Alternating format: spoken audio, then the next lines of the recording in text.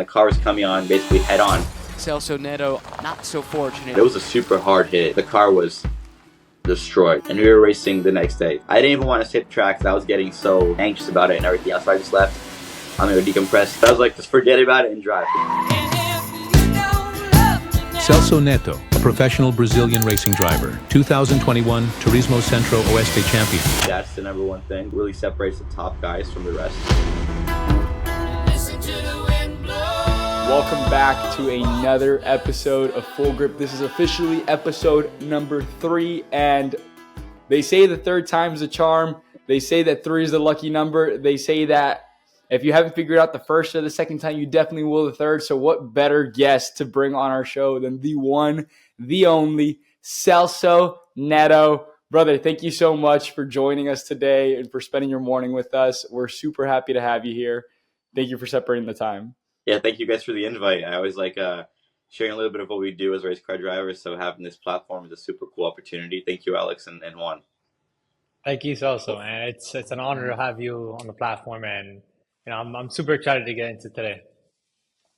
So I know you two were formerly teammates. I know that last year, obviously, like when we did find out that you would be spending time with Precision LA this year, like we were all sat out as happy and as proud as we were to be able to say that we shared time with you and all. We were definitely really sad to hear you go. We were heartbroken. We're still heartbroken. Yeah, we're still fighting. Yeah, we're still recovering. but at the same time, we're very proud and very happy to say that we got to share time together, and now you're on to such big things, and seeing you on that platform and doing so well has been awesome. But we'll get into that for sure. So we definitely want to talk a lot about what got you into racing originally, because you've been doing this for a very long time. So what initially sparked kind of like your interest? Yeah, for sure. Racing's always been, part of my life since I can remember, basically. When I was 5, I began in go-karting, but it really all just started with cars in general. Every time my dad would make a trip to the U.S. when I was a toddler, he would bring back those little electric cars you could drive in, die-cast, all those types of things. So I just kind of grew up around that culture where cars were a really big thing in my family. We didn't have any professional drivers or racing drivers as a background, but that whole aspect of cars was always ingrained in my blood, my grandfather, my dad. So I kind of grew up, crazy about cars as well. And we had a store here in the United States when I first moved here. And one of the workers or one of the employees knew someone that had a team at the track. My dad needed actually a birthday gift for me for my 5th birthday. He wanted to give me a gift. And the guy said, hey, go check out this team. They're selling go-kart, whatever. They took me over there. We saw the go-kart. We got it. And what was a simple birthday gift turned out to be, this crazy career that I live now, traveling around the world. So it really spiraled from there. But it was honestly started in my dream of liking cars and all that aspect. And then it went to the motorsports and the competition route. But yeah, that was basically the whole base behind it. That's awesome, man. I mean, would you say that's like the best birthday gift anybody's ever gotten you? No doubt. Yeah. It definitely shaped my future. I don't think he imagined the proportion that it would take. It was going to be a simple, hobby activity, but it just spiraled into this. So I think they say the racing bug, when it bites you, man, it's hard to get away from it. Oh yeah, for sure. Absolutely. Well, I mean, we're definitely happy that you kept going, for sure. So I think that's incredible that your pops thought to get you a go-kart, not thinking anything of it. And then obviously now today's day and age, does he still bring it up to you at all? I honestly never knew about the story. So I found out about this story maybe a few months ago. And then he told me, yeah, this is a birthday gift. We needed a quick gift. Some guy suggested it last minute. I'm like, there's no way. I always thought it was something that was kind of not planned, but hey, let's introduce him into it. But it really wasn't. So I think it's a pretty cool story. That's incredible. And what about wasn't a go-kart? What about anything else? Yeah. We wouldn't have been here today. It would have been a completely different story. If it would have been ice skates. In a way, when you're attracted to something that much, it'll align at some point. So I think it was going to be inevitable, honestly. But yeah, for sure. Yeah. That was a big awesome step in a big shape of my career. So you literally have been racing for as long as you can remember. Like everybody says, as long as I can remember. It's like you came into consciousness in the behind the wheel of a go-kart. Exactly. I actually don't know how safe that is to have a 4 or 5-year-old going 45, 50 miles an hour on the track. But yeah, you gotta learn. You gotta learn somehow. for sure, for sure. Like they say a lot of things. I think I was probably 5 or 6 by the time they threw me behind a horse for the first time. So I think there's definitely a lot of issues with grown-ups and the way they handle their kids sometimes. But speaking of which, you said that, like, eventually things align no matter what. So even if he hadn't given you the go-kart, at some point you were going to come across a car or, whatever it may be. When did you truly know, like, that it was a calling for you, that you wanted to keep doing it for the long haul? Yeah, so during, my full racing and karting career, I took a little break. So when I was like 9 or 10, I was really into golf. My friends were playing golf and I was practicing almost every day. And I took a pause in racing to pursue that basically. But then after a few months, like 6, 7 months, I was like, this isn't comparable to racing. I like it a lot. It's fun. It's a good challenge. But when you don't have that, how do I say, that aspect of like you live and breathe this every single day, I realized, yeah, this is not something that I want to pursue as my career. It's something I enjoy. But with racing, I was up till like 2, 3 a.m. watching go-kart videos of certain tracks I've never even been to. It was just something that I was 1,000% the only thing I thought of all day. So when I realized that, I knew that it was something that I needed for the rest of my life because I wasn't going to be happy without it, at any extent, let's say. So I think in that age, 11, 12, is when I saw, yeah, this is something that I truly need in my life. So then I came back to my parents, okay, I want to go back racing. I can't do without it. So then, we started racing again. Well, this time it was started in like a lower rental category. So I kind of had to like work my way up again. But I was like, hey, before you go into pro karting, prove yourself for this rental league, which is very competitive, honestly, but prove yourself here. If you do good, I'll get you the next one. And that was how you did it, kind of. It was like work your way up each step, and it was a cool process. And at the time, I didn't like it. I was against it. Like, I want to race in these pro cars like my friends are all doing, but I learned so much in these different leagues that nowadays I really value the things that I was taught there. Or did you race with anyone back then that you still race with now, currently? So yeah, basically I raced with Tyler Gonzalez. He was racing in those rental leagues. They were called Speedy League, and also in the pro leagues eventually when I moved up. But we also had Pablo Cruz. I don't race against him nowadays directly, but in the same paddock there in IMSA. A bunch of pro drivers were around at the time. Kyle Kirkwood was at OGP, in IndyCar now. So there was a lot of competition, and at that time, I think that was probably one of the best. How do I say it? Like eras, I guess, to karting. Go karting. That's awesome. Sure. Oh, I was that's a little crazy. bit younger when I was in pro karting. I was in junior. They're probably on senior or getting out of it already. But we used to. You're still in the same paddock at the end of the day. You still share that, the same track. So you kind of still get that knowledge from them, which is awesome. For sure, yeah. That's incredible. So how old were you when you got here to the U.S., or were you born here in the States? So I was born in Brazil, and I moved here when I was 5, 4.5, 5. You were 5. Yeah. So you started karting around the time that you got here to the States. Exactly, yeah.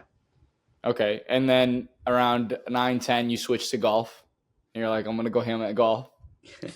A couple of bad swings that almost break your back, and you're like, screw this. So I'm jumping back. Yeah, this is not it. Go back into racing.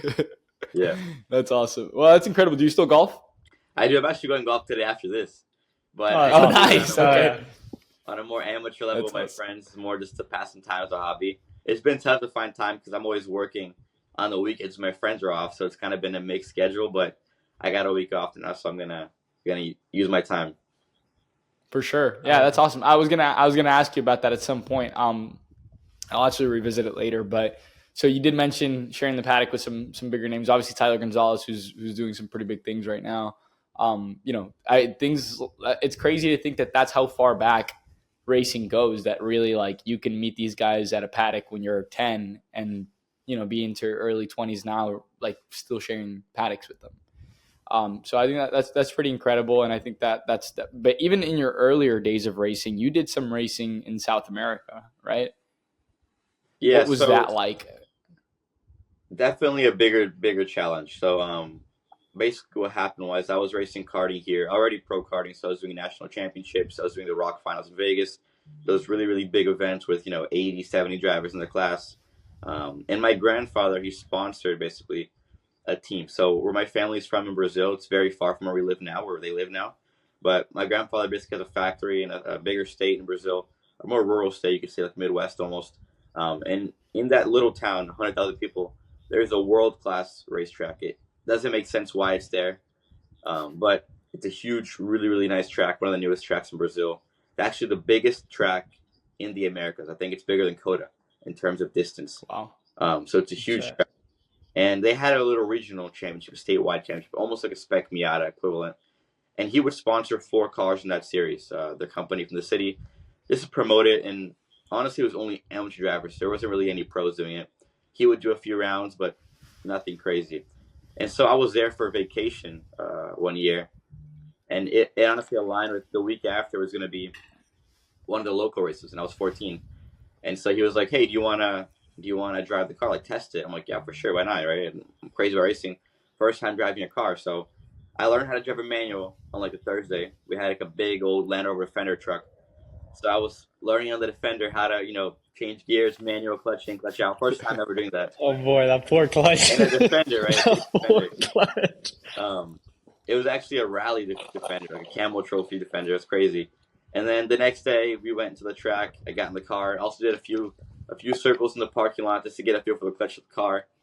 And then we went to test it. So I went to drive it. Honestly, I think we were like 2 seconds off in a almost 3-minute track. So we were there. It was pretty good. So like, hey, why don't you do the race? We can put you in the B class, do the race. You'll enjoy it. Be cool. I'm like, let's do it. But the problem was the licensing. So to be licensed in Brazil to race in any pro series, you can say, where you're actually competing against each other, you need to be born, or let's say it needs to be the year you're turning 15.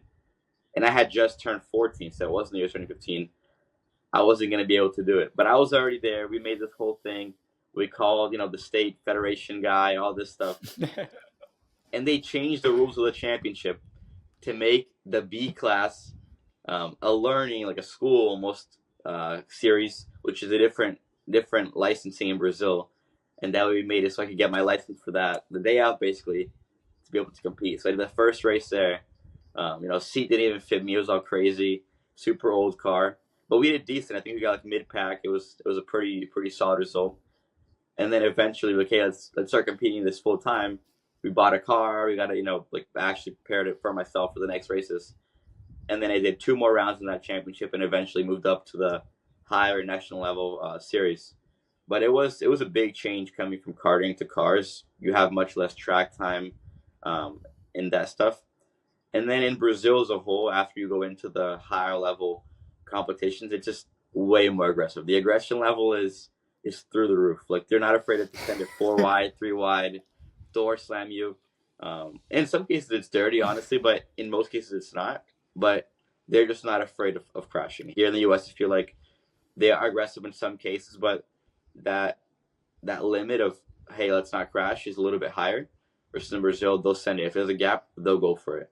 So I was kind of getting knocked around in the first few rounds, but once you're in there and you do the same thing, you earn respect, and that's how it went. It really taught me how to position myself for respect, and if you get hit them back, and they'll stop. So it's like almost a bully scenario, but in a way that over time, and you get respect, everyone intertwines pretty well. So it was definitely very interesting and a big shock for myself.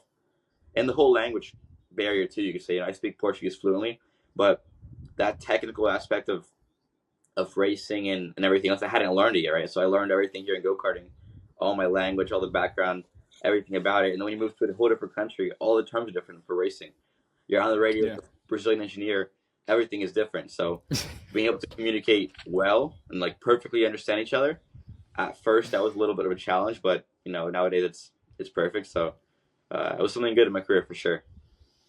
That's awesome. I mean, so you went straight from karting into the car.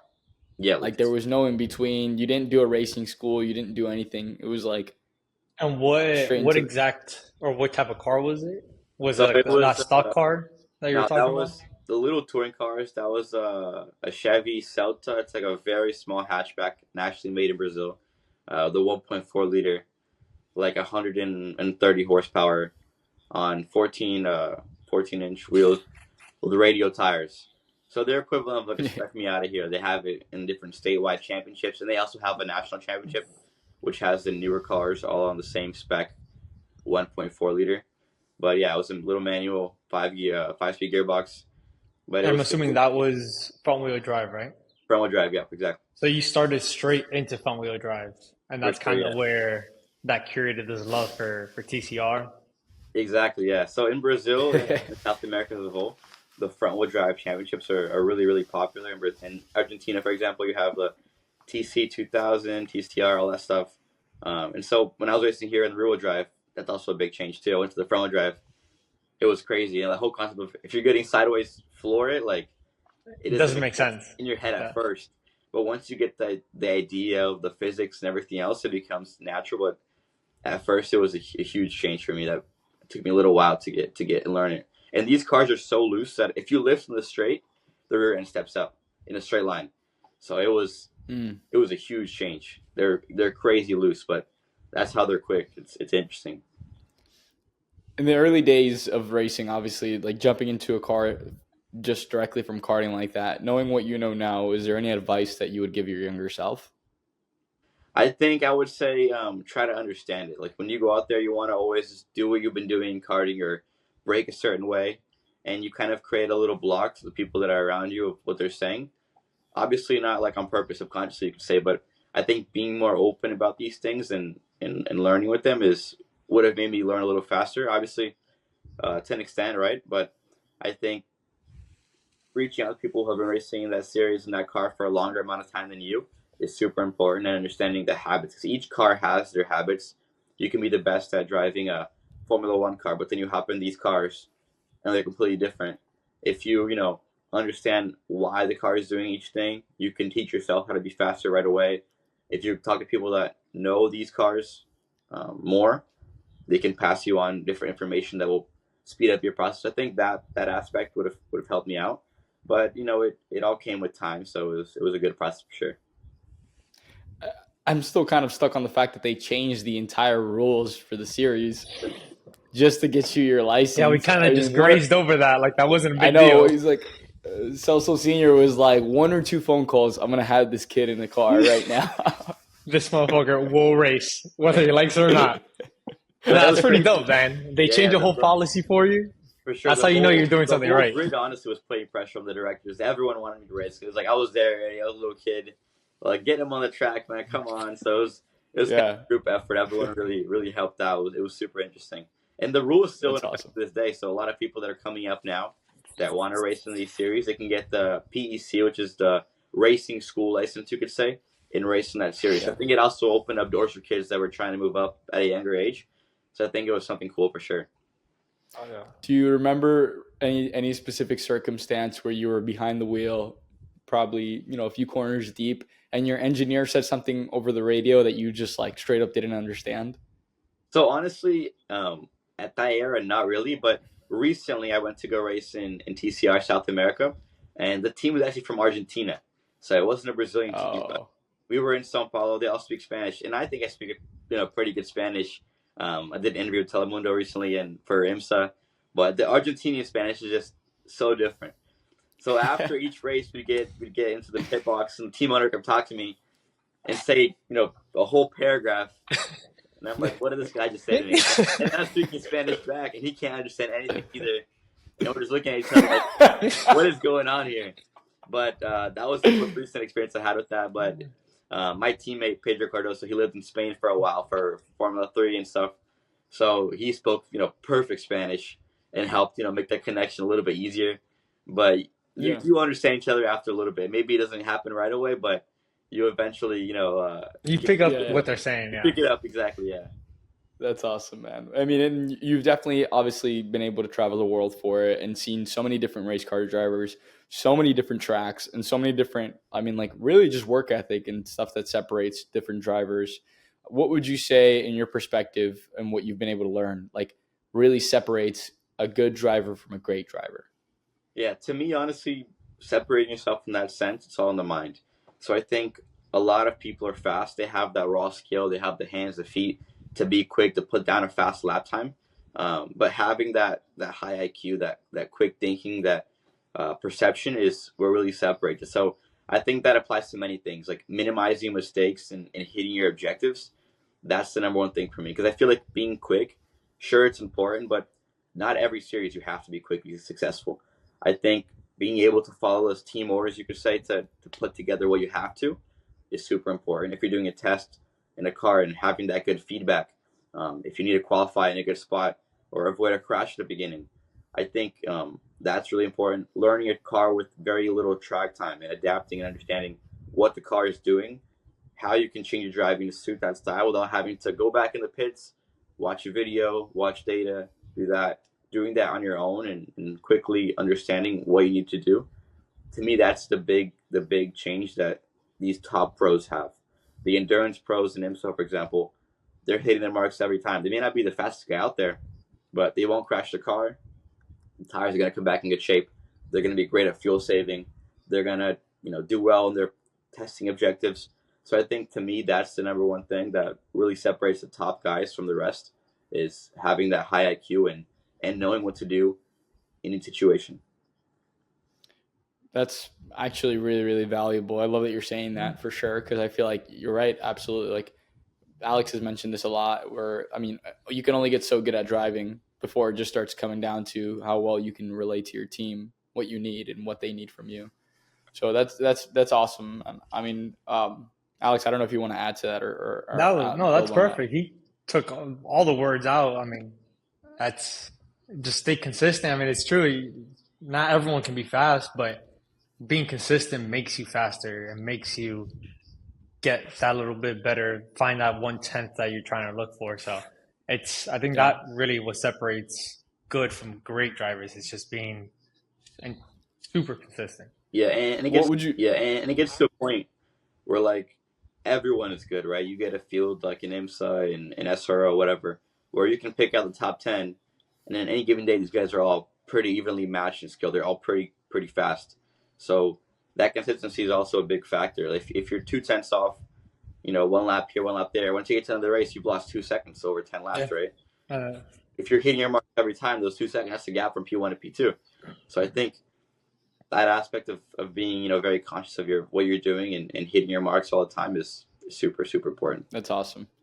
I think obviously you being able to know that and you having all that information has definitely, you can tell and you can see how much you've been able to grow from it. What would you say is like a common misconception that like people have about race car drivers or professional race car drivers really?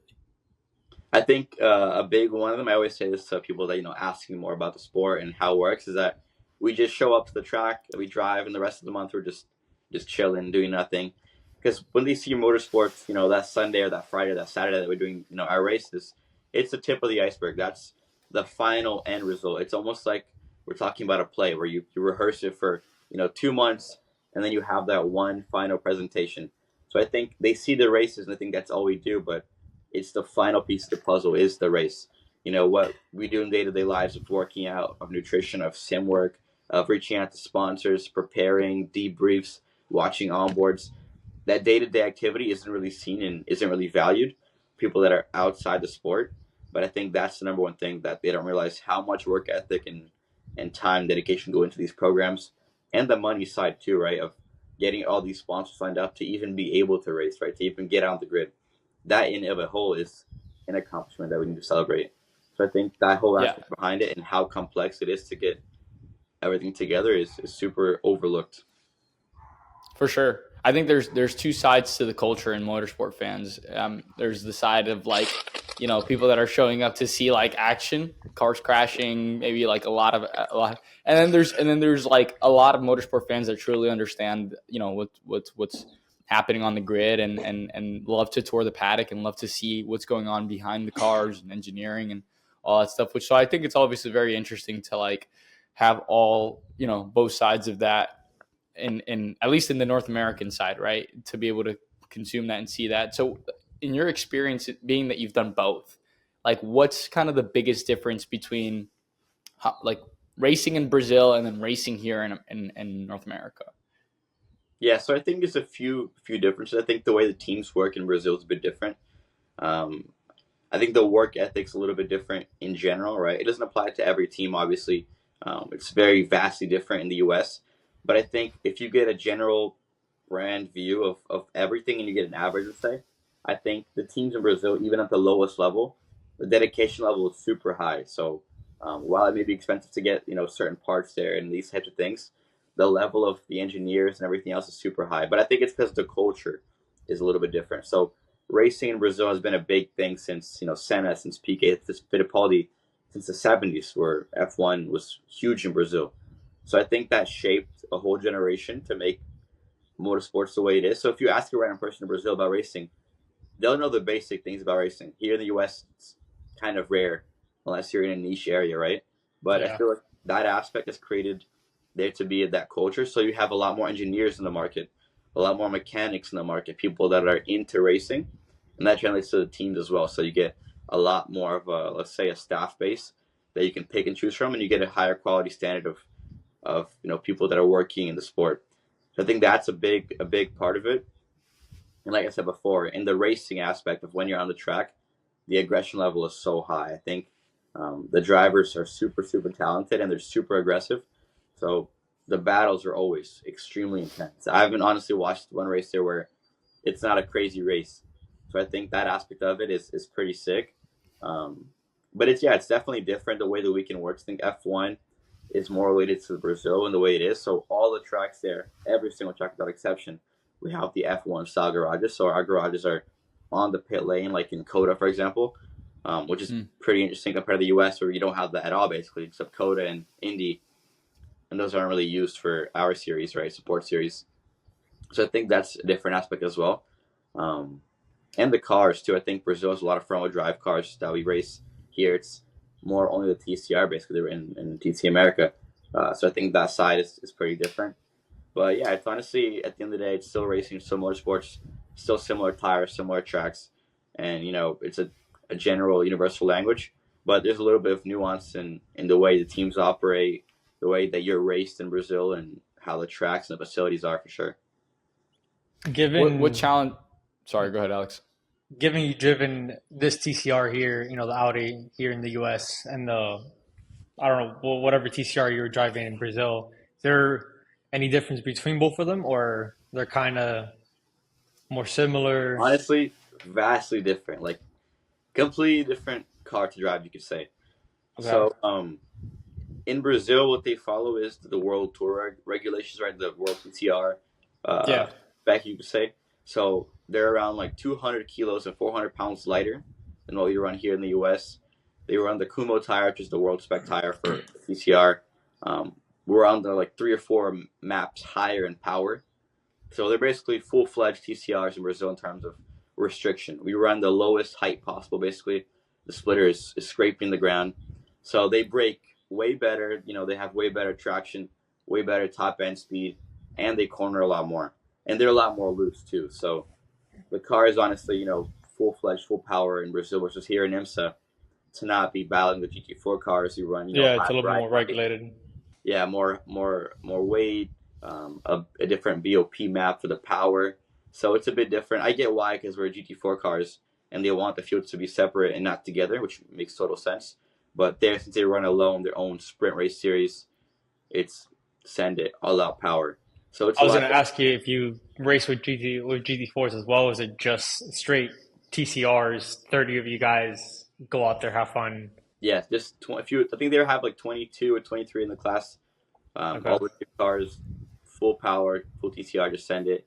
And it's pretty cool because since it's a whole South American championship, you get the factory teams from Argentina, you get Uruguay, you get Chile, you get Brazil. So it makes a really interesting dynamic of these different teams that are applying different fundamentals, but they're still running so close in lap time and battling so close. So it's a pretty sick relationship. And then you get a lot of super talented drivers from Argentina that race the front drive their whole life, and they're experts at this. This is their calling, So it's really cool to have these experienced guys go at it, Awesome. Do you feel like all of that has definitely prepared you for IMSA TCR this season? No doubt. I think anything you can race in is gonna teach you one thing here or there that you're gonna be able to bring into a new series. So I always think seat time is fundamental in whatever you race. You can be racing anything; it'll still apply to something in the future. But it definitely shaped the way I thought about it. I think in general, we often want to force things and not overdrive, you could say, but you want to be the guy sending it deep and stuff. And with the TCR car, when I was there, I had a really, really fast co-driver, Pedro Cardoso. He's South American F4 champion, raced in stock car Brazil for a long time. He's a young guy like us too, but he raced in Europe and Formula cars. and he was eventually champion this year. But he called me to race him in the first endurance round. So having that data and seeing how well he could brake, it really made me push my limits in that car, which has no ABS, right? And then understanding his throttle application and how smooth he was with the hands, all that really taught me that weekend, that to be quick, we had to replicate that style of being smooth and how fast you can be being that smooth in these cars. And it made me really change that and progress that into my TT America season, and eventually this year as well. So it was early last year that I did that event, and it taught me a lot about his driving style and how to apply it to the cars that I'm racing now. So it was super informative for me, and to have that data, have those onboards, have his coaching from a guy that was just champion in both TCR series now, really was important to my career for sure. That's awesome. You've obviously had the opportunity to meet so many different people. Again, I say this again, and compete in so many different series. You're coming up on how many seasons have you had now consecutively that you've had a seat for the entire year? So this will be so basically in 2021 was where I got my first full year ride, you could say. So it's going to be my fifth season now, we're with a full ride, full year. And in 2020, I did, the like half season where I explained it with the statewide, championships and everything else. So basically, I do remember seeing somewhere where you had a mask on after a race. So I think that 2020 was definitely the year for that. So that's I will ask, obviously you're going on 5 consecutive years driving your car, practically 6. What do you feel like has been your biggest challenge on or off the track, and what have you done to kind of overcome that? Yeah, I think there's a few different challenges. I think one of them is when you get into a series with, multi-car racing, right, where you're racing different models, you have the whole BOP aspect. So the first series I did, the Brazilian Touring Car Championship in 2020, actually, where I did, most of the year there, where you saw me with the mask and everything else. That's also a multi-series championship. They're all 1.6 liter cars on semi-slick tires, but you have different brands with different engines. So understanding that and understanding that sometimes you won't have the best car, and you kind of have to accept it and just do your best to get the most amount of points is super important. And understanding that you have a limit here. There's nothing much you can do more than that. And when you're racing karting, it's all so close that you don't really have that. It all comes down to the driver. Versus in these series, it's not always that, right? Same thing goes for TC America when you have different models. Same thing in IMSA and all these series where you have different models. So understanding how to get your car fast around what's limited is really important. So that mental aspect, once again, of understanding the car, how it's built, how we can gain time under braking, for example, if the engine isn't so good, how we can gain time in the corners if we don't have so much braking. So understanding what we can do to get around the challenges that the series imposes, you could say, to slow the car down is super important. That's been the biggest challenge in my whole career for sure. That's awesome. I mean, that's awesome that you've managed to find kind of ways around the process. Because I feel like it's definitely a mental battle transition from karting to actual racing and kind of deal with the entire process of BOP. But I mean, you've definitely managed to not just navigate through it, but to thrive through it. And I guess one of the more major incidents that we can recall is in 2023, Indianapolis.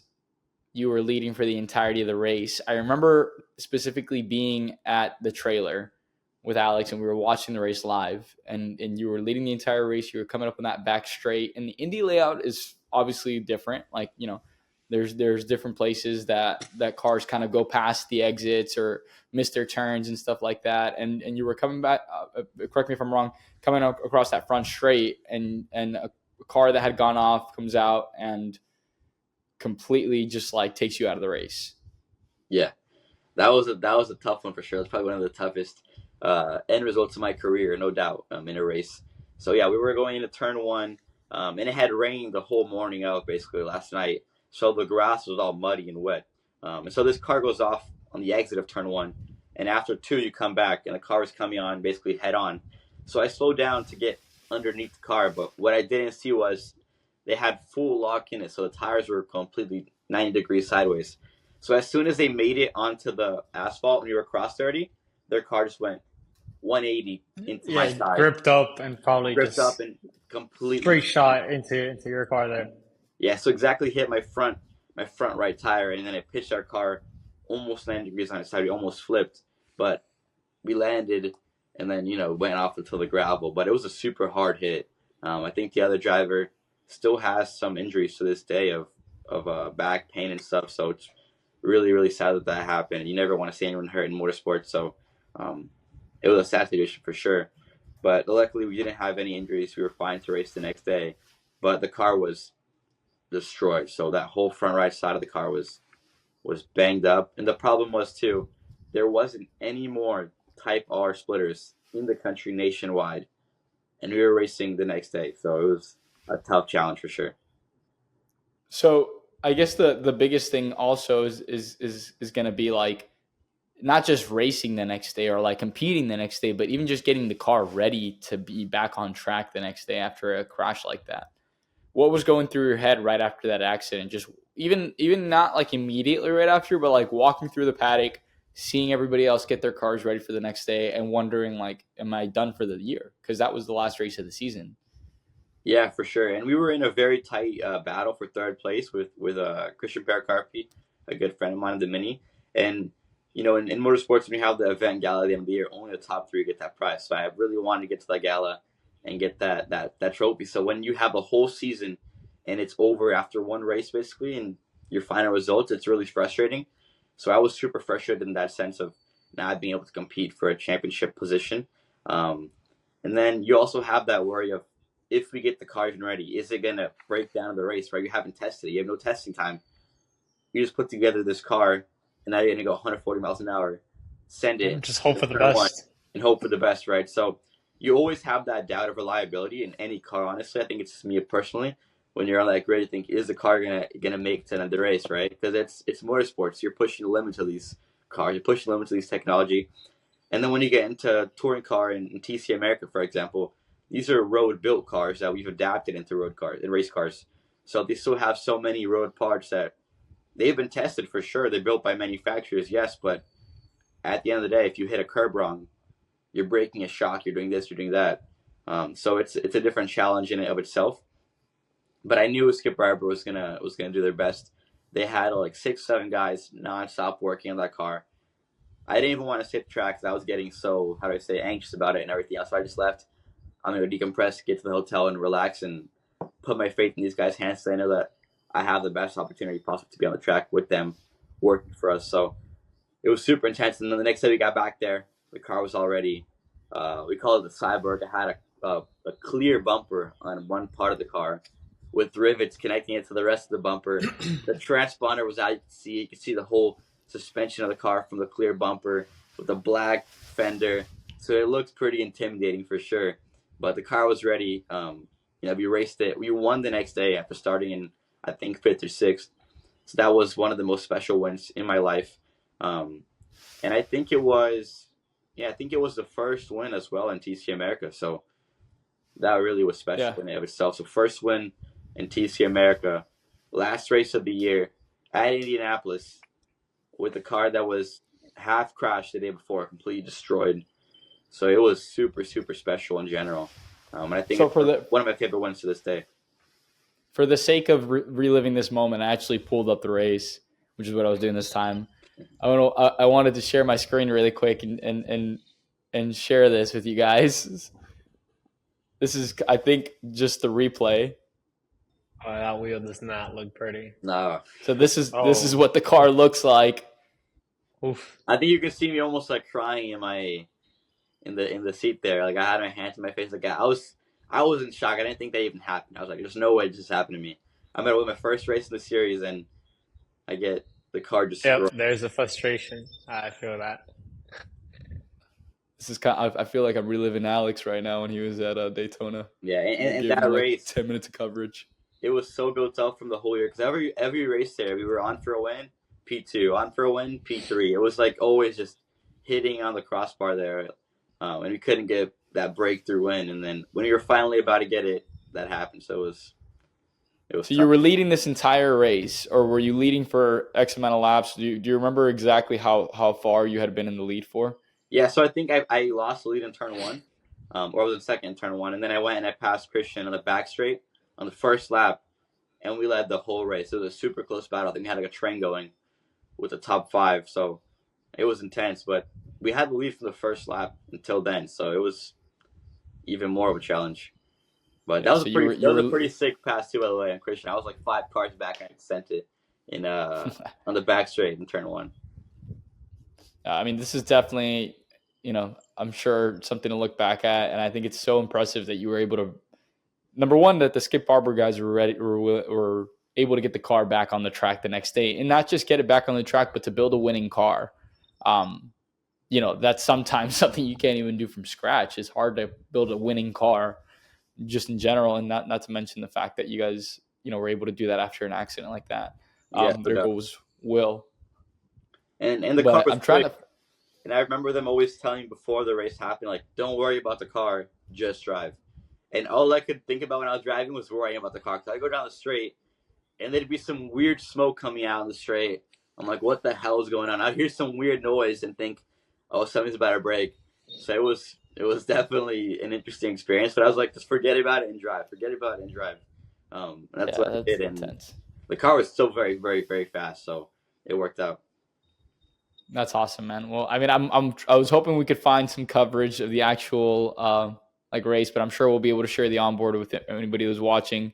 Definitely an intense crash. I remember we kind of caught up with you afterwards when you were on the paddock after the autograph session, and I remember seeing you were really distraught for sure. There was no certainty of being able to race the next day. You thought your season was over up until that point, and then obviously competing for a championship and that happening to you was nothing short of a disaster. So definitely, I mean, incredible story to tell. The fact that you came back the next day and won that race, I remember that being a really crazy story on the paddock. Did you suffer any injuries in that accident? No, I didn't. I was fine. It didn't feel so good on the inside. Yeah, all the equipment did the job. So luckily, nothing bad. We got to check out the medical center and everything else, so we're all good. But yeah, it was super awesome. Special race. Even Phelps, our mechanic, has a huge tattoo here on his arm of the Indy logo with what he said to me on the radio before we went out. He said, "Kill or be killed." So we have that. He has it on his arm, like on his whole forearm, because of that race and all the time he spent rebuilding the car. So it was definitely something that's awesome. That was very gratifying for myself and for the team that put in all those hours to be able to get the result. Had to be emotional. And speaking of big races, first of all, congratulations. I know you just came back from Sebring, which was a huge race, and I've been dying to talk about it since the beginning, since we got on the call. But initially, obviously, like I remember, like we were me and Alex were both watching a race from different places, and like we were keeping up with the race. I hadn't logged in yet. I was updating him every hour. I'm like, yo, Celso's leading. Celso's leading. I got a text. Right. I got a text and he was like, yo, Celso's been leading for a little bit now. It was like right after you started the race. You started in fourth and you worked your way up to first within the first couple of laps. So what was that like in leading that race? Yeah, so it was really interesting. And honestly, I wasn't really expecting to be up there right away. But why? Because the whole top 5 was running sticker tires, and we were on tires from Quali. So there was a rule change apparently. You could start at any tire you wanted for the race, and we didn't know about it. So we were I was on the grid. We were on the national anthem. My teammate, my co-driver, Ryan Ayers, was like, hey, like these guys all got new tires, so just be smart on your tires and wait for the traffic to come in so you can catch up to them. I'm like, damn, I got 6-lap tires here. And in front-wheel drive racing, it makes a difference, 6 laps or not, right? So I'm like, how are we going to get the pace to pass these guys after that, right? So you have it in your mind, but then I was like, forget about it. Let's just do our part. One interesting thing was the TCR cars were running super, super close to GT4 times. So I think we beat 12 GT4 cars in qualifying. So we would have we would have been mid-pack in the GS field with our time. One of the TCRs was top 10. Exactly. Overall. Yeah, I was surprised. So we knew that we were going to catch some traffic in the GS cars. So I was like, hey, I got to be smart here. It's not like going to be a big advantage to get for the lead right away because you're going to get into that traffic. Everyone's going to catch up. And that's what happened. So in the first instant, Chris Miller, the TCR champion from last year in the Porsche, he had a cut down tire going into the third sector. So everyone just bottlenecked. So then I saw that coming up. I lifted a little early to get a run at 16, got a massive run on the back straight. And then I went for an outside pass on, I think it was Mason Filippi. We made that pass happen on the outside. And then we had a run going into the main straight after that. So then I sent it in turn 1, got past Montour and the Honda, and then we were in P2. So then after that, we had Bryson Morse ahead of us. I think this was lap 3. We stayed behind the whole lap. And then going out to the back straight, I also got another good run. But there was an Aston Martin GT4 ahead of us. So it was like 1, 2, 3. And he was behind the Aston Martin. So then I faked the pass on the inside to get him to defend. He blocked. Yeah. So I'm like, okay, I got him where I need to now. So then I went on the outside because I knew that the Aston Martin was going to be on the inside. So if I can get him locked in behind the Aston Martin on the braking, he has nowhere to go, right? So then I sent her on the outside of the Aston Martin. I had him pinned up, side by side, and he got caught up behind the Aston Martin. Couldn't do anything about it. And we passed both and made it to the lead. So that was an interesting race where I didn't think we had the pace right away. I knew we could manage tires well, but we used all that traffic in our favor as like a pick and roll to create these gaps, and it really worked out. And that was our whole plan from the start. So I was super happy that it actually came into fruition and it was able to work out. And then after that, it was just about managing tires. So these guys were putting pressure. I was getting hit from behind from the Honda. I saw that coming into turn 7. You got a little bump. Huge hole, but good save that you still kept it on track and not, because that could have been an easy pass for the Civic just to do a nice little undercut. For sure. Bump and run and get you. As soon as I got hit, I was like full brake pressure, like get this car slowed down, put it into first gear to get an extra downshift. And just try and get a launch out of the corner there, yeah. Exactly. Try and get a good run. It was a lot of pressure from them for sure, but I knew we had the car, so I was just trying to be smart and not play into their attack and waste my tires. And that's, to me, one of the biggest things in front-wheel drive racing is being smart on the power. Like, people get into the battle and they start getting on throttle earlier to try to get a better exit, but it's counterintuitive. You get that wheel spin, you get more heat in your tires, your braking capacity gets worse. So it's a lot about staying calm. And I think that, to me, was one of the biggest things that I learned in the past 2 years, was that having that cool mind and just staying relaxed in the car is probably the biggest game changer of my driving style. That's what I saw a lot at this race, where the Civic, you could tell the Civic started getting frustrated and he started to overdrive. And at times you did go defensive. You did look a little bit like flustered, but you kept calm for majority of the part. And I think that was upsetting him because it looked like he was just so overdriving the car, trying to catch up to your pace and just how calm you were. I think it's super important to just focus on your line, let him, do his thing, and then you'll catch up with the pace, Exactly, yeah. Sure. There were a few moments where he had a good run, and I would, put my car in a defensive position, but I wouldn't always want to compromise my exit. The exit, yeah. The guys behind me were close too. We had a 6-car pack there, so I knew if I started holding him back too much as well, then the guys would catch us and it'd become a 6-car battle, which I didn't want. So it was an interesting dynamic of how much to defend, how much to focus on your own line. And I also didn't want to give up the spot because I didn't want to be in the hot air and then in the traffic there. So I wanted the clean air ahead because it helps the downforce, helps cool the car down, all these things. So it was an interesting dynamic of how much we defend, how much we keep it on the regular line. But it worked out in the end. Yeah. So it was a good race. It was an incredible stint, man. I mean, honestly, we were all really shocked. Nothing that we didn't already expect, but still very proud nonetheless. And competing at that level was obviously just something that we were all really excited about. But how did you feel just kind of looking back now and realizing that you were P1 for such a long period of time? Looking back at that, what was going through your head? Yeah, so I think at the moment, in a sense, I didn't really get that aspect of wow, I'm in first. I don't know. I was in one of those days where you're just clicking, right? Like you're driving on that flow state mode, and if this feels good. So I think at the time I didn't realize it, but then after I look back now, I watched the race and I see, damn, we led for an hour with some of the top drivers in the country. Bryson Morse had 3 pole positions straight. LP Montour, a very fast driver. Eric Powell, anyone in the top 5 there, top 6 are all very drivers. So to see that only our second race in the series and we're out there with the big dogs, it's really gratifying because you put in a lot of work to even get in this program. A lot of work with my engineer, Pedro from Brazil, that's worked on these cars for a long time. A lot of data debriefs with Ryan Eversley, my co-driver. So it's gratifying for sure. And it gives a lot of confidence moving on, right? You know that you can be fighting on the same footing with them, and you're not there to be played around. You're there to fight for the win.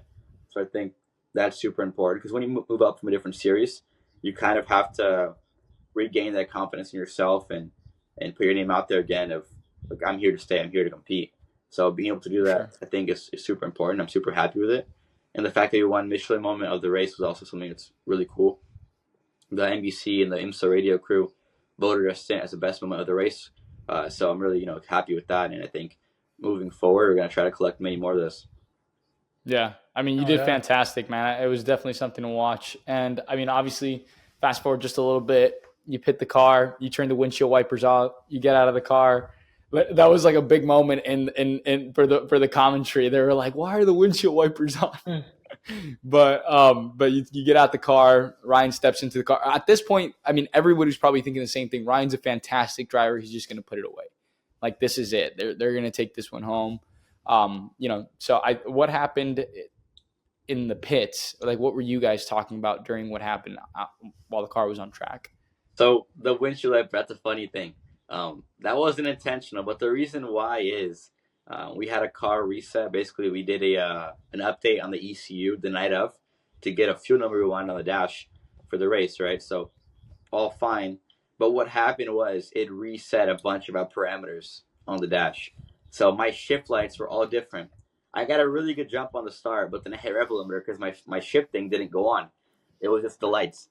So that happened. And then another thing that happened was our pit speed limiter didn't work. So we had no pit speed limiter. You have to guess the throttle. I didn't realize it until we're getting to the line, and it didn't limit. So I go straight on the brakes, and I try to press it again to see if maybe I didn't press it, but I definitely did. I saw it on the dash, everything on red. But then right on top of the pit speed button is the wiper button.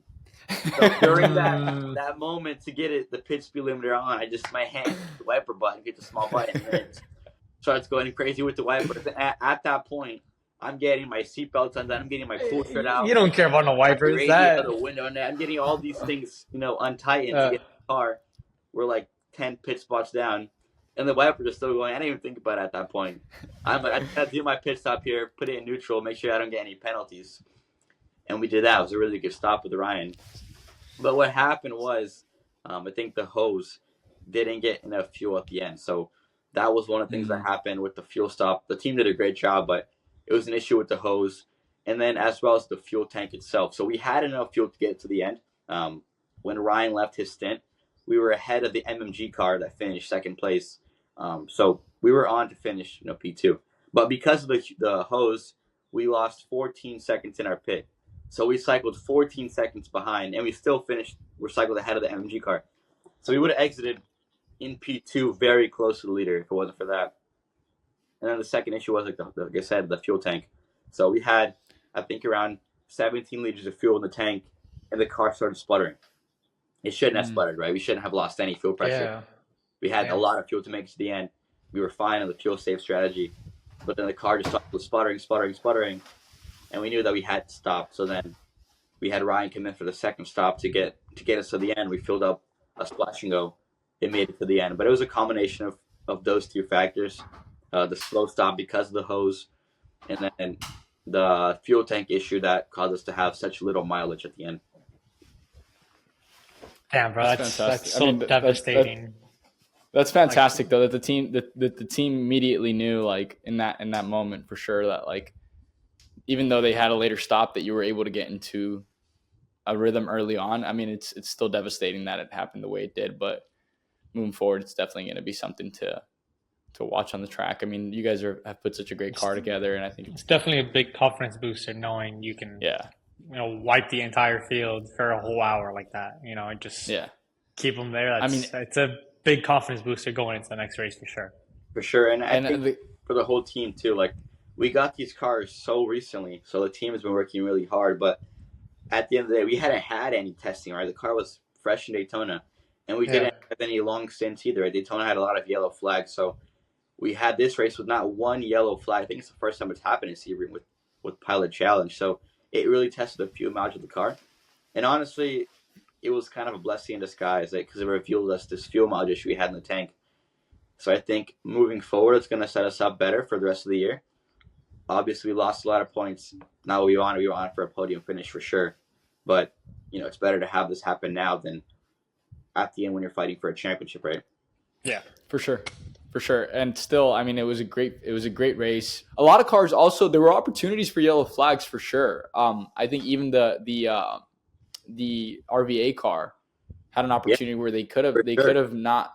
Yeah, you know what I mean? Like there were opportunities for there to be yellow flags, but I think everybody did their part to keep the race green. So I think that was awesome, to watch. I was super surprised with that situation because I think they were almost like halfway down the outside of turn 1. I saw that. They passed the pits already. I see there, I'm like, okay, he's going to get safety car and get pulled back.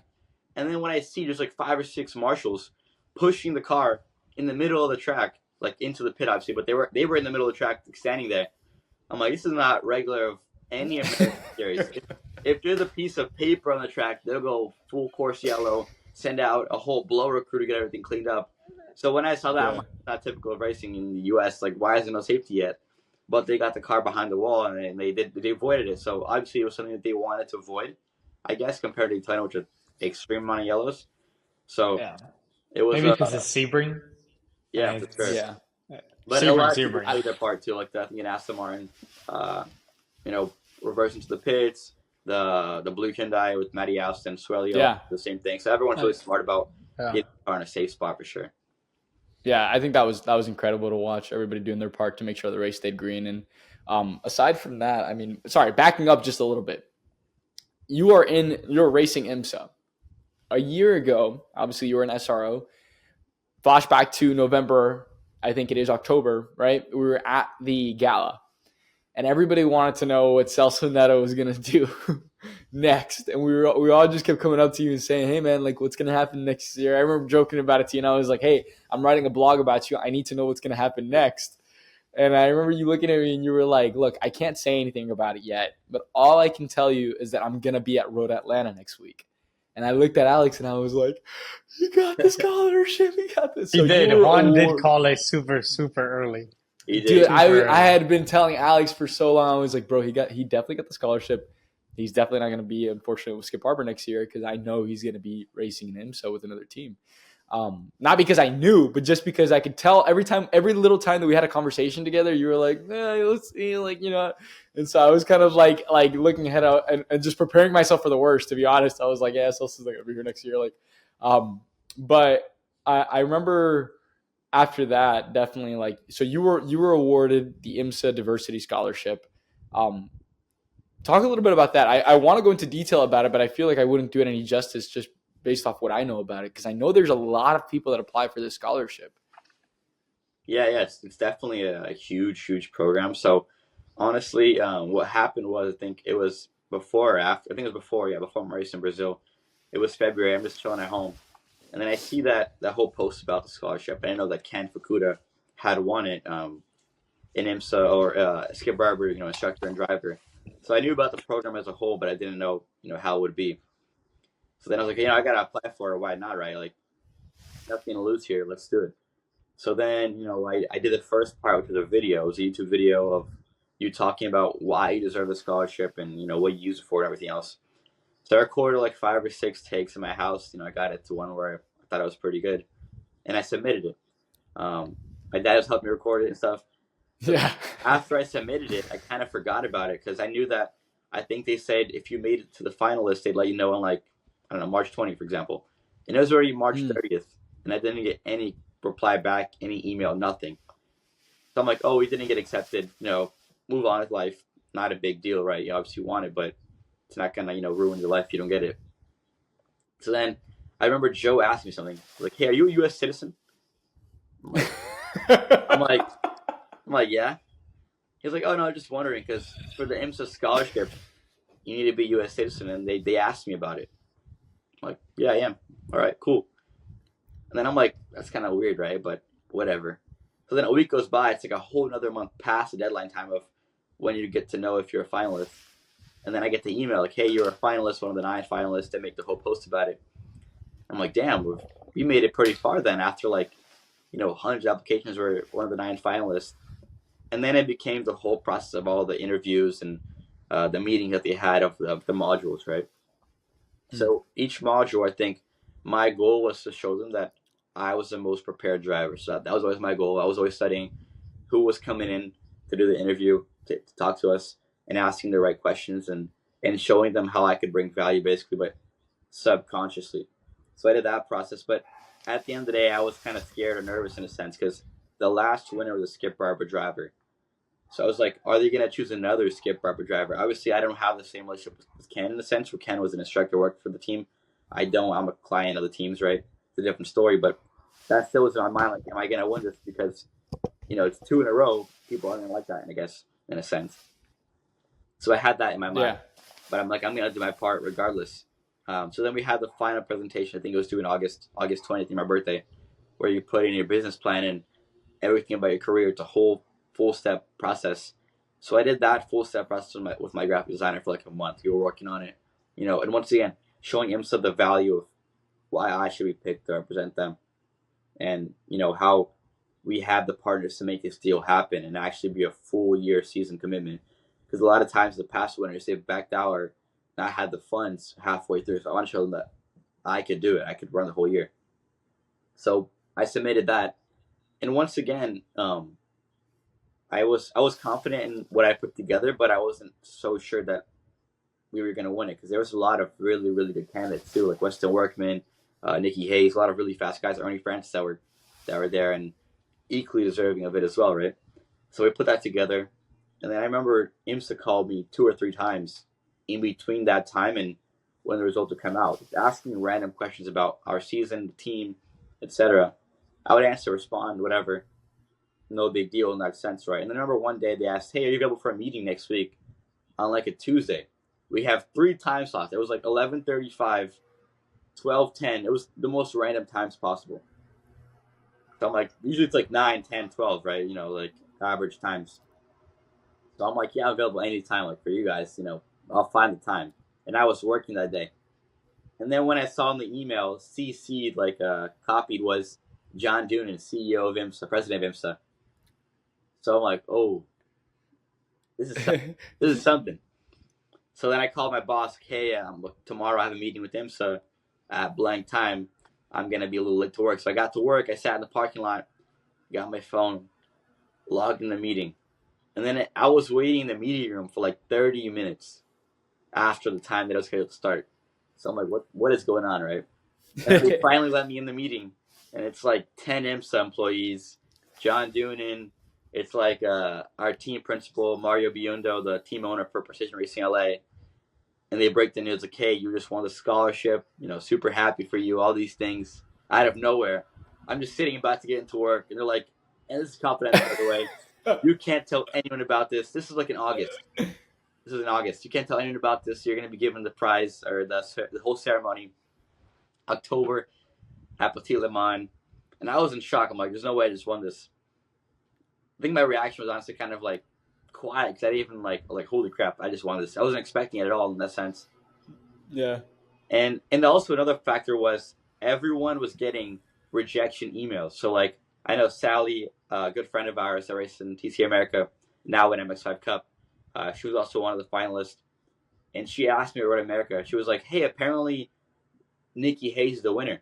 I'm like, oh, really interesting. And that was after I heard I won already. I'm like, oh, wow, okay, cool. He's a good guy, fast driver, so I like him a lot. And then she's like, yeah, everyone's getting rejection emails already. I got mine like a month ago. I'm like, damn, really? And I had already won. I couldn't tell anyone. It was super confidential, so I had to play it off. It was the worst thing ever, like having to not lie, but not say anything for you just couldn't say anything for 3 months, man. 3 months holding it in. So during that process, we were working on our season, working on the car we were going to race, working on our co-driver.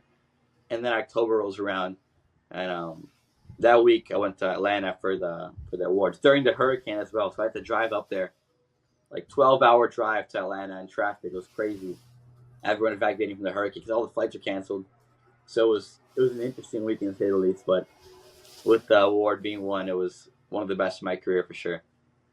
Yeah, I think in the midst of all that chaos is definitely where good things happen. So we were all really excited for you. And I remember the weekend that it was raining, it was pouring, and I was like, are they really going to get on track? I was like, if nothing else happens this weekend, as long as Celso is awarded like the diversity scholarship, and that way we can talk about it. That way he can tell us officially that it was him. Like, but I think that's really unique and definitely an experience for all those drivers to be coming up to you like, dude, I guess we're all rejected. Like, I guess you're also going to get a rejection email since we all know it was Nikki. Like, but no, that's crazy, man. I'm definitely we're just honored to say that we got to obviously share the season together and spend some time together. And now you're obviously doing a lot of big things. So we're really proud and very, very happy to have done that. I mean, definitely a lot going on outside the track too. Like aside from you getting the scholarship, you're in IMSA now, you're competing at the highest level.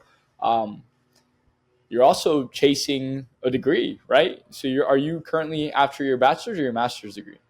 I'm finishing my bachelor's now, so I'm going to graduate end of this year with a bachelor's in international business at Liberty. So I do online college. It's all awesome. Racing, working, traveling. So this year I have, for example, I'm doing 16 weekends traveling for coaching and the 11 weekends for IMSA. So I'm away from home for 37 weekends of the year, right? Most of the year. So that's not taking into account any personal like vacation or anything. So I can't really go to class, every day and be able to be there for tests and finals and everything. So I'm doing online college. So it's right. Balance, but I'm working on that for sure. For sure. I mean, that's awesome, man. I mean, congratulations, balancing so much happening at once. Can you speak a little bit about kind of the balance of like obviously going to school? You were just awarded the IMSA Diversity Scholarship. So like the responsibility that comes with showing up to every single race, track day, like all that stuff. Like, how are you balancing everything at once with also your personal life? Yeah, so I think a lot of it is sacrifice and also planning ahead. I think with the personal life side, you're going to miss out on a few things. You're going to miss out on a few events, a few parties, things that you want to do. But when you want to the career and this is your true end goal, you open up one side to live another, right? You open up your hand. It's part of it. You can't have everything. So you just got to pick and choose the moments that you really want to spend your time when you have that time. I think that's a major part of it. And for sure with IMSA and the whole scholarship, they're investing a lot in me, right? They're giving me these funds that are really giving me the opportunity to race in IMSA. Without that, I wouldn't be racing IMSA. So I know that I have to give back their investment. And the first part is just being there, right? Showing up and not missing any event, being on time. So I know that I have to plan ahead and, do all my work, all my tests, all my projects before the race weekend. So I know I can be 100% fully focused on racing while I'm at the track. I don't want to have to think about school.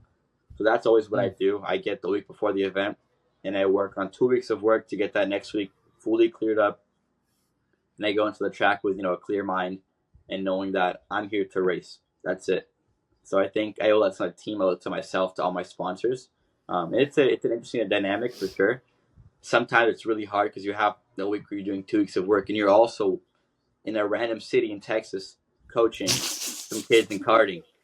So you got to get back to the hotel at 8, 9 p.m. after you just worked for a 13, 14-hour shift in the hot sun. You're really, really tired, but it's what you got to do, right? You got to put your head down and just get it done. Sometimes not your best work, but getting it done is better than not doing it. So I think that's what I, live by of planning ahead and working through it and doing your best. But it's not easy for sure. People don't see that side of me oftentimes. But it's important, I think, to get my degree. It's helped me a lot with managing my race career and the future endeavors I want to work on the business side of my life. So I think it's super valuable. Can you speak a little bit about kind of the overall? You mentioned that you had to be present for these races, right? The IMSA Diversity Scholarship, just one of those things where you want to be present, you want to show up. Can you speak a little bit about the importance of that, showing up? Because of the nature of the scholarship is to show the diversity that IMSA offers and having drivers on the paddock that are not just, American or, what. So what do you think the importance of diversity plays in motorsports? Yeah, I think it's super important, especially here in North America. I think the representation level of people from different countries speak different languages is pretty low. If you look at the whole grid, for example, in SRO, they have the flags of each country next to the drivers' names. And I think I was one of the only flags of a different country.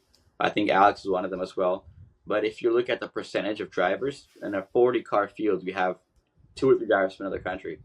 So it's a super, super low amount. So I think for IMSA, it's super valuable in a sense of you have this big audience, right, from Mexico, from Canada, from Europe, from South America that are into motorsports that live here in the U.S. Because the U.S. is a melting pot of different cultures.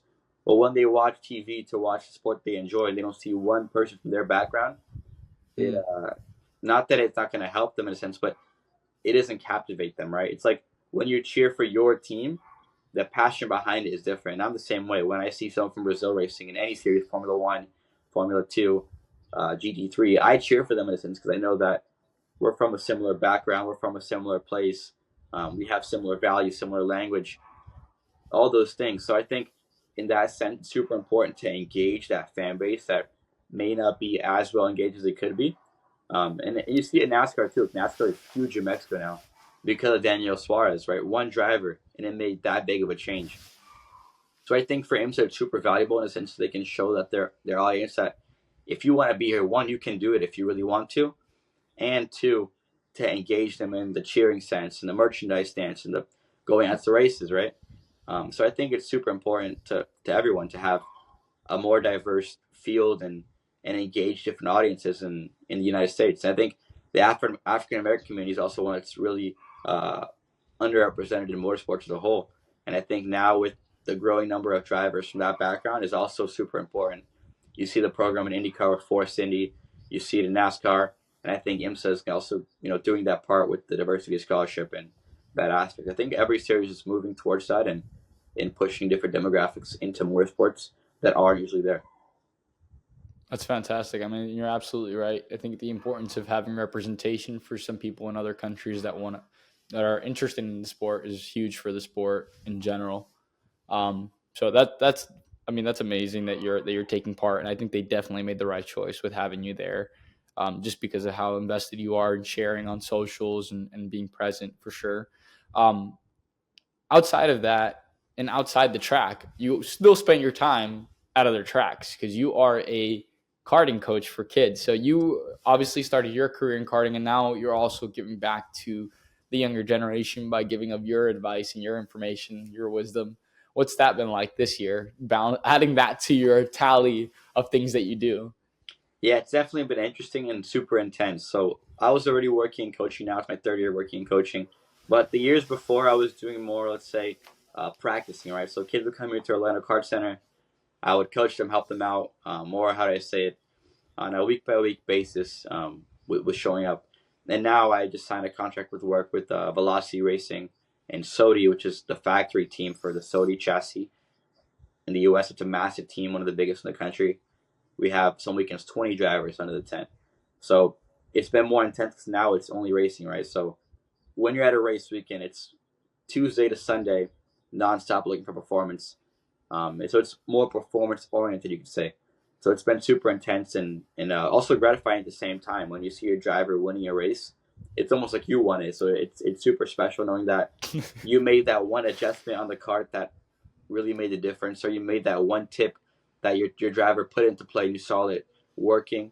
So it's been a super intense but gratifying at the same time experience.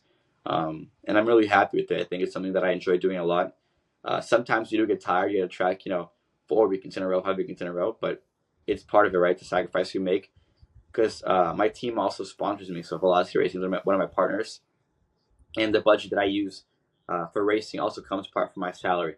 So it's something that we do to be on the track as well. So it goes hand in hand. I think it's a good relationship for both. And I enjoy doing it for sure. That's awesome, man. That's awesome. I know it's always very exciting to see how your drivers perform. I mean, we try to keep up as much as we can, given that obviously sometimes these races don't have any coverage, but just through your socials and stuff, it's fun to see some of these guys that are younger that you're coaching still kind of have the similar racecraft as you do. But I mean, outside of that, obviously you still have pressure from home, pressure from school, pressure from actually performing at a racetrack, and then you go to these karting tracks and coach these younger guys. How do you handle all the pressure? Like, what's one thing that you would say is something that you try to stay true to handle all that pressure? Yeah, I think pressure is a big part of motorsports as a whole. Um, Race car drivers in and of themselves are all extremely competitive, right? They're extremely perfectionist in a sense.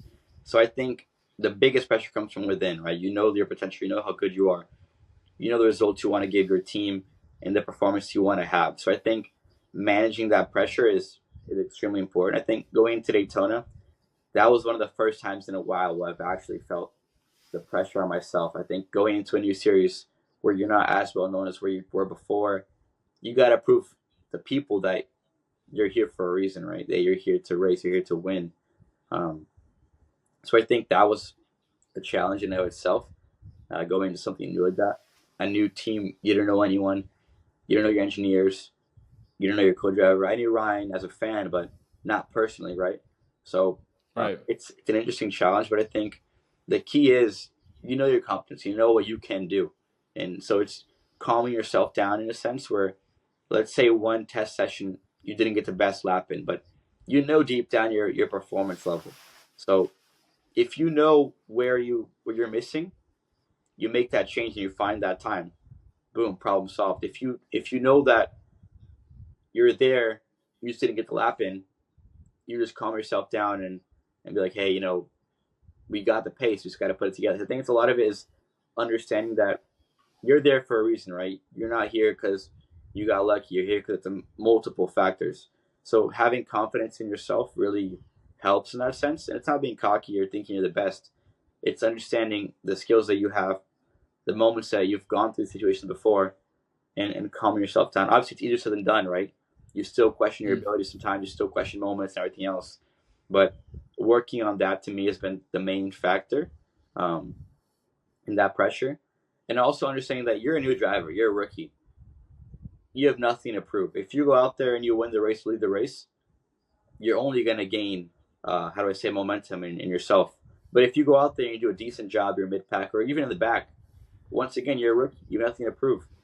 You won't lose anything. So I think that's analyzing yourself and understanding that you're still a new driver in a sense. You're still young. You're still a rookie. Does help, right? But once again, we're all race drivers. You don't want to be in the back. You don't want to lose. So it's all about calming yourself down, honestly, and working on that mental and personal relationship with yourself. Right. That's awesome, man. I mean, so I think that you've definitely done a great job at managing all the pressure from different areas of your life, and you're definitely thriving through it. We're going to wrap up with some rapid fire. So try not to think. This is surely just instinct. All right. We're going to start off with a very easy question. Favorite racing track? Favorite track? Ooh. I like Sonoma a lot. I like Interlagos in Brazil a lot. You get one. I'm just kidding. We'll try to make it one. If I had to choose one, I'd say Indy. Super well-rounded, nice facility. I like the track a lot. It only misses to me some elevation. The flatness is all right, but I say it's pretty flat. What's your favorite track weekend food to eat on track? Eat on track? Honestly, I don't favorite eat that food much on track for the weekend. I don't eat that much track food, but so I'm going to have to go with Road America because everyone goes Road America. But I don't eat any track food, honestly. I don't know.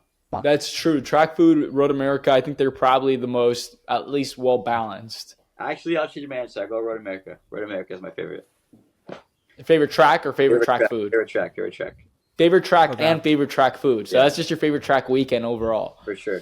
Okay. What's your dream car? Dream car? Oh, I got a road car? Yeah. We'll do road car and race car. Yeah. All right. Viper ACR. I love the Viper. SLS AMG Black Series. Probably those two. Solid. That's road and track car. And track car, man, that's a tough one. Like full purpose built race car. Man, I had to go with the prototype, honestly. I think the hypercars. I'd probably go with the Toyota hypercar or the Porsche GT3R, the new GT3 car. Those two are one of my top two favorites. Yeah. Okay. Here's a personal one. Who's your racing hero / give me a racing hero and then an inspiration in your life? I think Senna is a big hero for Brazilians especially. just because how he changed how motorsports are seen. And I think he was one of the first drivers to have that aspect of performance, of physical training, mental training. And because before, drivers were smoking cigarettes on the grid, right? So I think he was the first guy to have that true focus and that determination. And he brought motorsports even more into my country and inspired a lot of people with charity work as well. So I think that's my biggest hero in that sense. And I think inspiration is a few of them. Felipe Fraga is one of them. A guy that came from Brazil, raced in stock car, and then now came here to the U.S. in IMSA and has really established himself as a top driver, racing around the world in prototypes, GT cars. So I think those two guys are definitely up there. I think Ryan Eversley is also an inspiration. My co-driver, long-time Honda factory driver, raced TCI cars for a long time. So I think having those guys there that you can look up to, and especially Ryan that can talk to and understand what it takes to be a factory driver is super important, helpful in my career. For sure. That's awesome. What's one thing you always pack for race day? One thing I always pack, honestly, as of late, probably a Red Bull. So one of the modules that we did with the IMSA Scholarship was talking about nutrition. So it was a few hours about nutrition and the importance of caffeine before a race. So I drink 0 caffeine outside of the track. I don't even like coffee, honestly, that much. I'll drink it, but I'm not a big fan of it. Like, I don't have it every day. So I always have 1 or 2 Red Bulls, no sugar, ready for qualifying in the race, always. So 40 minutes for the race, I drink one, and then I'm ready for the race. Get the blood pumping. What if your qualifying is really close to the race? Do you still have another Red Bull? Honestly, it hasn't happened with IMSA today before. Yeah, but I'll probably just go a little toned down in the first one. Maybe do like a half of one so you don't have a heart attack. Yes, you're not having a caffeine overdose into turn 1. Yeah. That's funny, man. Well, all right. Well, Celso, thank you so much for spending the time with us. Alex, I don't know if you want to add one last rapid fire. No, I don't have any. I was expecting something crazy. The track food one was my best one, honestly. Crazy.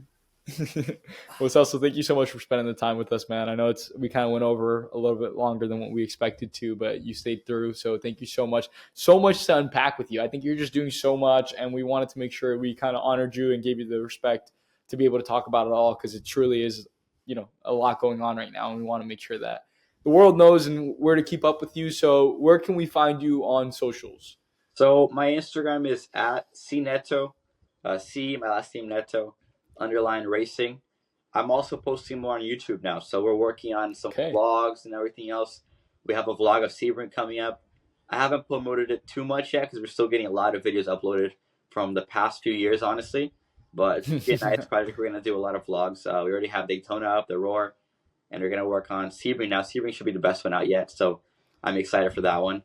It's been interesting to have to vlog and show my life in a sense, but it's cool to show everyone the background of motorsports. And yeah, thank you guys once again for the invite.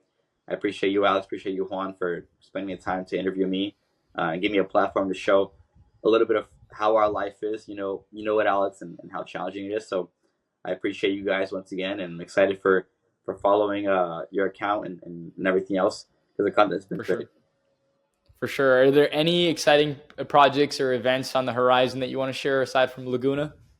Still working on the projects, but we may do a race with Skip Barber this year. So. No way! Shut up! Come on, dude. Don't do that to us. Don't play me like that. Don't play with my feelings. Don't play with my feelings like that. I know you're gonna get us all like now we're gonna get mad if it doesn't happen. Yeah. What are we talking about? We're talking about IMSA race or SRO or WR? Michael. We'll cut this part out. I'll just say I'll be with Michael. Whoa! We're gonna get a guest appearance, is what he's saying. Oh, what else do you think he's gonna drive? Come on, this is the front wheel guide. I'm trying to think about what we could do. What's happening? I don't know. Yeah, now just trying to think. Well, I would prefer to be surprised. We're gonna do round 2 of the next podcast. We're gonna do is gonna be at the paddock in a Skip Barber trailer in person with Celso in a Skip Barber suit. I hope so, man. We're still working on the project, but it should be interesting. Yeah. Well, hopefully. I mean, and there's no pressure. We're just messing with you, but truly it would be fun to share the paddock again. See you guys all out there. together again as teammates. So we'll talk soon. I mean, we're super excited. Thank you again for doing this, Celso. Very, very pumped for the few of you that are watching this on YouTube. Make sure the next video that you click is Daytona vlog for Celso. I know that's what I'm going to watch today at some point. I didn't even know it was up. I was about to ask you if it had gone up yet. But thank you guys so much for watching or listening. We hope to see you on the next episode of Full Grip. Cue the outro.